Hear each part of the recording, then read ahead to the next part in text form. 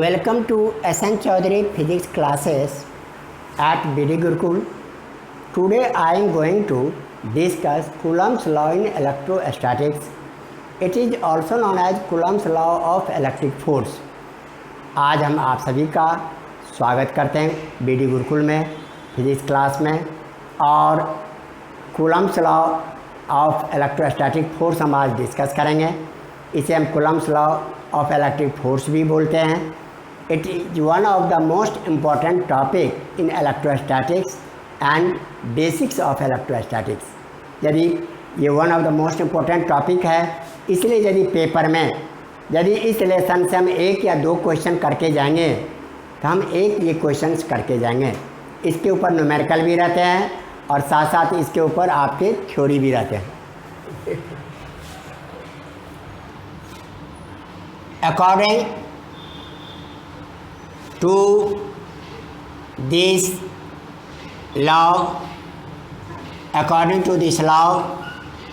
the force of attraction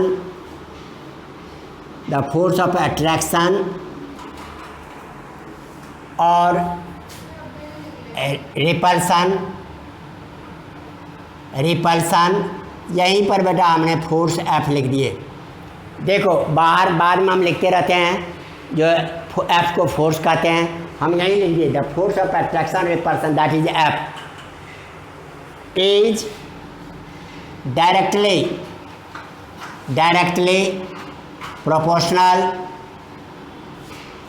directly proportional to the product of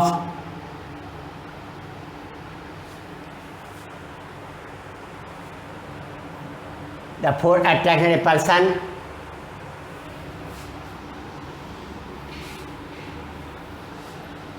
between, यहाँ देखो mistake, the force of attraction or repulsion between two point charges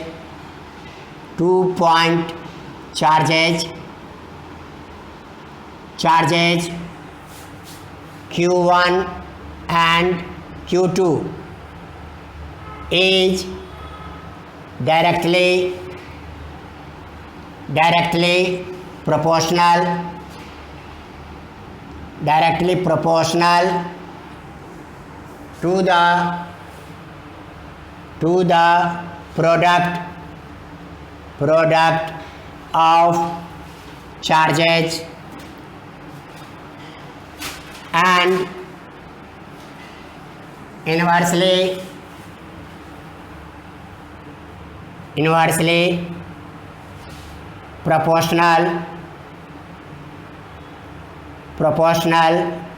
to the square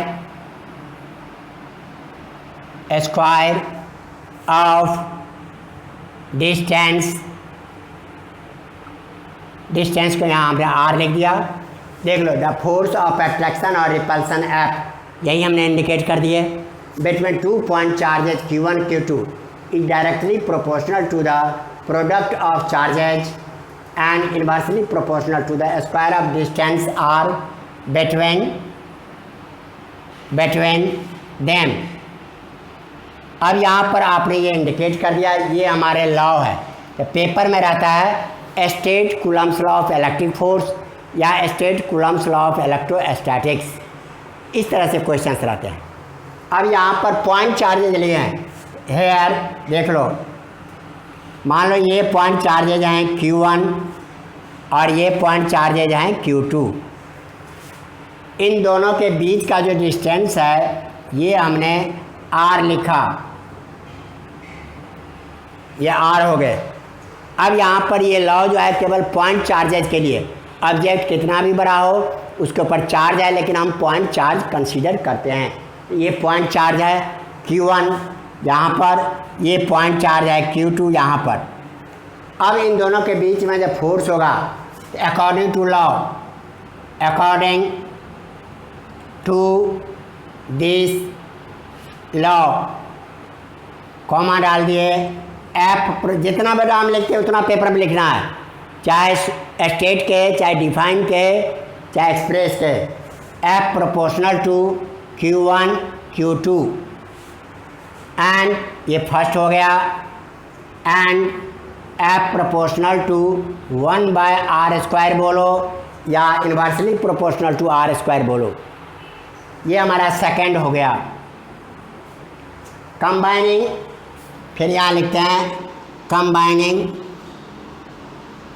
combining first and second, combine किए F proportional to Q1 Q2 upon r², ये निकल गया हमारे पास। अब यहाँ पर हमें प्रोपोर्शनल है, कहना मतलब ये बढ़ेगा तो ये बढ़ेगा, घटेगा तो घटेगा, जैसे रहते हैं। इस आधार पर अब नेक्स्ट लाइन में देखो, अब इसे हम इक्वल टू के साइन में कन्वर्ट करना चाहते हैं, तो F इक्वल टू हमने लिख दिया कि कांस्टेंट है Q1 Q2 अपॉन r², ये हमारा थर्ड इक्वेशन हो गया। अब K की वैल्यू क्या लिखें, तो देख लो, in CGS centimetre gram second system of unit, या छोड़ो, where K is a constant of proportionality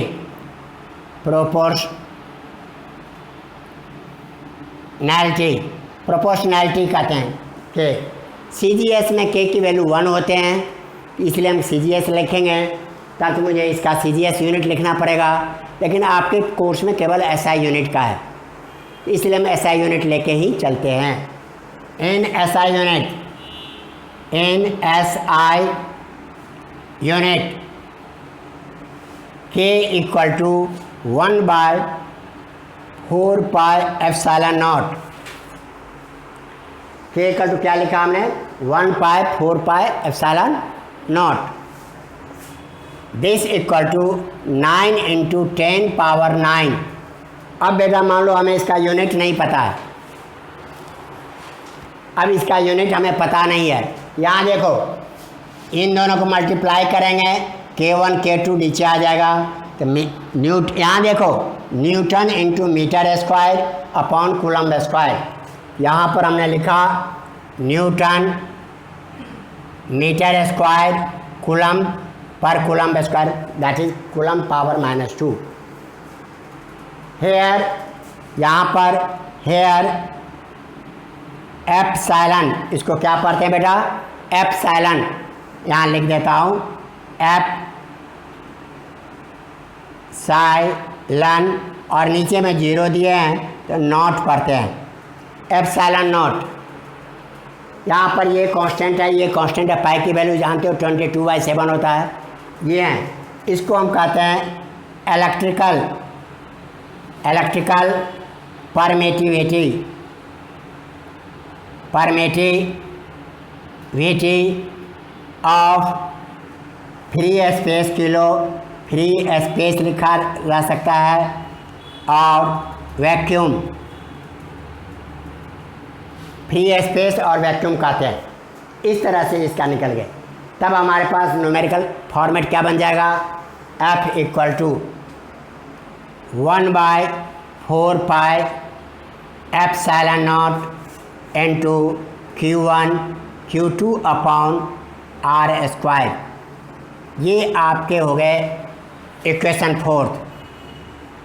अब आपके this is expression for force, this is required expression for force according to this law, इस लॉ के आधार पर ये force का एक्सप्रेशन है।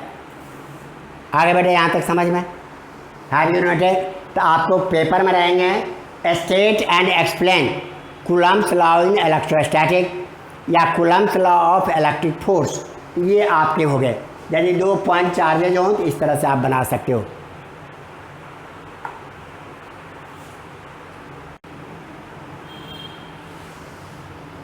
Now I am going to discuss numerical based on Coulomb's law। कहने मतलब न्यूमेरिकल बनाने के क्या क्या फार्मूले हैं, इसके लिए हम यहाँ पर एक्सप्लेन करने जा रहे हैं।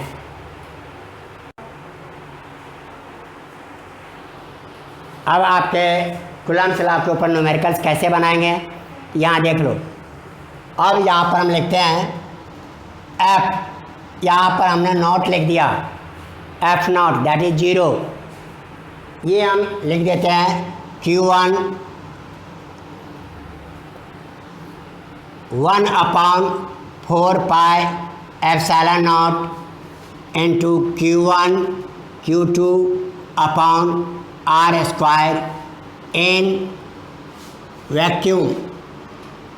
वैक्यूम में हमें या एयर लिखो, एयर, वैक्यूम हो चाहे एयर हो, हम इतना इसका वैल्यू लिखते हैं।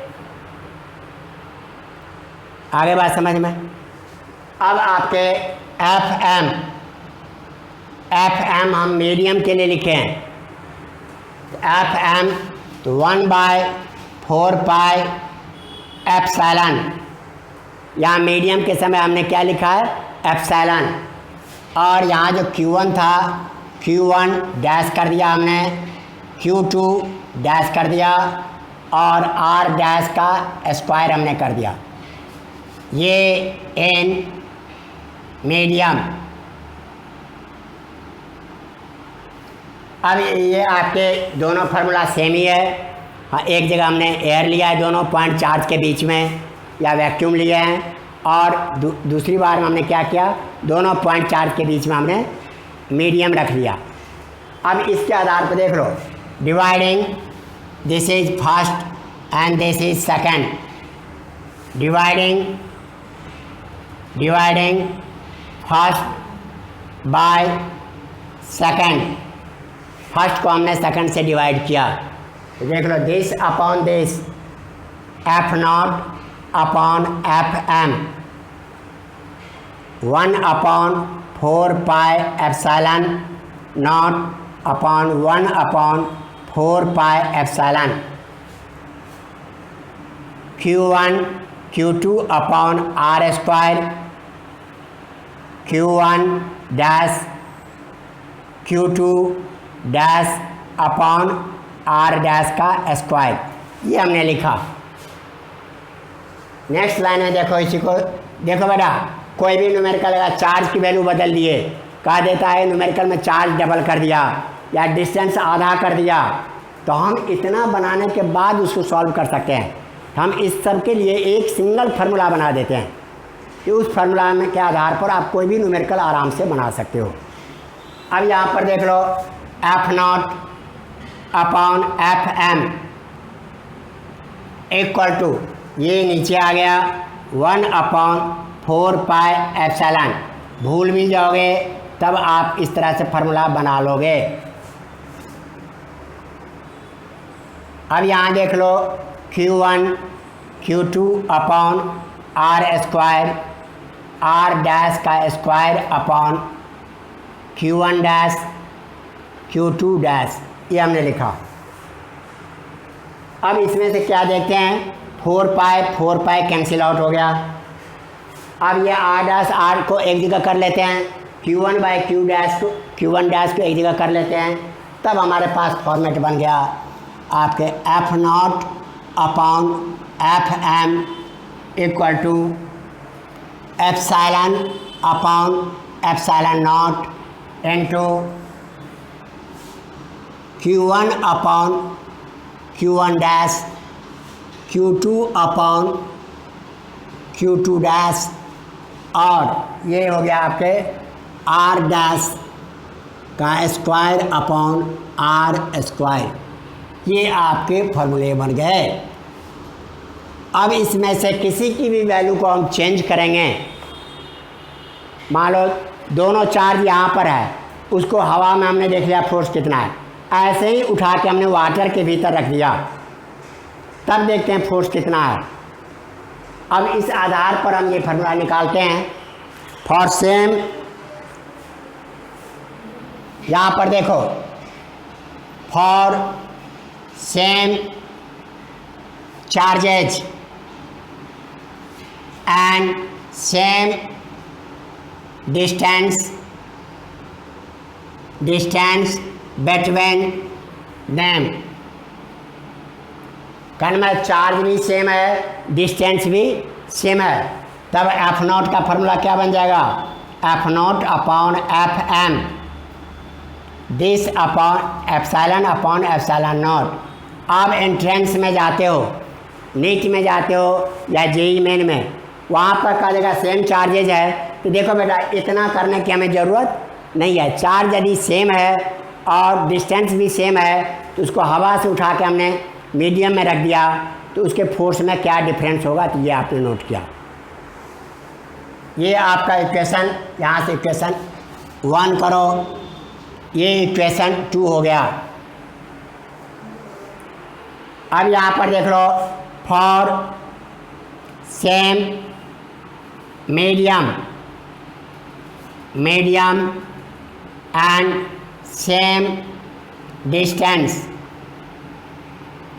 डिस्टेंस बिटवीन चार्जेज, यदि आपका ये मीडियम सेम है कट के 1 मिलेगा, डिस्टेंस सेम है कट के 1 मिलेगा, तब हमारे पास F not upon F M equal to आपके हो जाएगा Q1 upon Q1 dash into Q2 upon Q2 dash.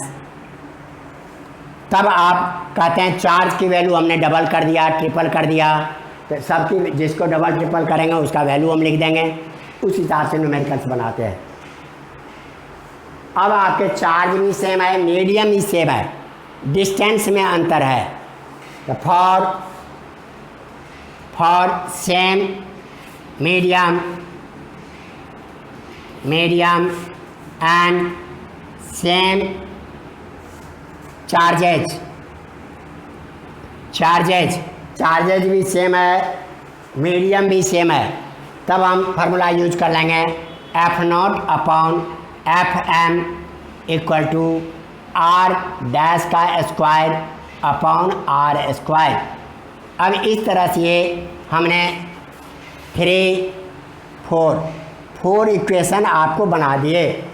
अब इस लेसन का कोई भी न्यूमेरिकल्स रहेगा इससे बाहर नहीं जाएंगे। अब इसी का एक एग्जांपल यहाँ देते हैं, देखो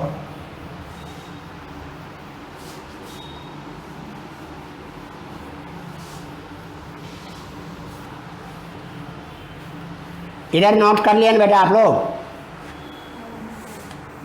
अब यहाँ पर देखो क्वेश्चन है, ये एग्जांपल समझो या question.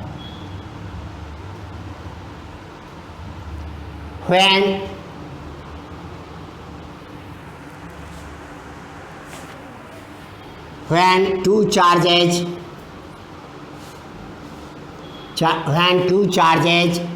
Q1 and Q2 separated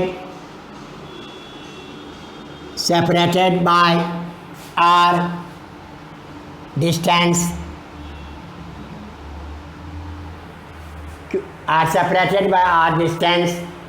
is placed in water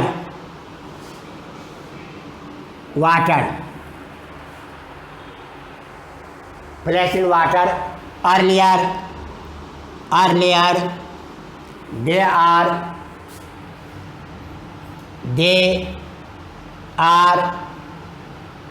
in air.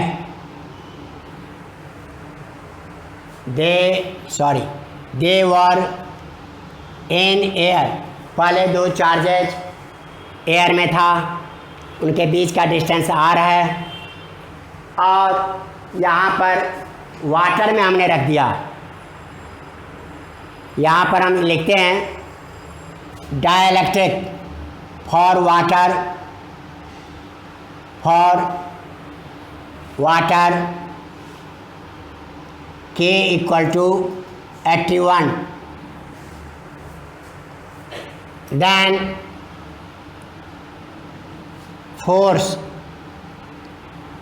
Decreases, पहला choice decreases by 1/81 times. Second decreases by 81 times. Third increases by 1/81 times. Fourth none. ये हमने बेटा चॉइस दे दिए। दो चार्जेस था, जिसको हमने हवा में रखा तो अलग फोर्स था, उसको सेम सिस्टम को उठा के वाटर में रख दिया तो फोर्स क्या होगा। अब यहाँ पर देख लो सॉल्यूशन। अब यहाँ पर चार्ज सेम है, चार्ज सेम है, डिस्टेंस सेम है, तो for same charge and same distance यहाँ पर क्या लिखते हैं, for same charges and same distance F not upon F M this equal to epsilon upon epsilon not. अब यहाँ पर जो लिखते हैं बेटा, इसी को हम लिखते हैं this upon this equal to K होता है, इक्वल टू 81 गिवन है। तो अब इस आधार पर ये हमारे पास क्या हो गया, F not upon F M equal to 81। यही कर देते हैं, तो F M equal to cross multiply करेंगे तो आपके F not upon 81 that is F not into 1 upon 81। इस तरह से क्या हो गया, डिक्रीजेज बाय 1 अपॉन 81 टाइम्स। इसलिए इसका आंसर क्या होगा, ये इसके आपके आंसर हो गए। आए बात समझ में। इस तरह से बेटा इन क्वेश्चन सबको भी आप ट्राई कर सकते हो। इस तरह से जैसे छोटे छोटे ऑब्जेक्टिव कहते हो या नीट के क्वेश्चन, नीट का हम लाइव क्लास देना शुरू करेंगे। तो लाइव क्लास में नीट में कैसा क्वेश्चन पूछता है उसे हम शॉर्टकट में कैसे बना सकते हैं, ये क्लास भी हम शुरू करेंगे। अभी यहाँ तक आप समझ में आ गया।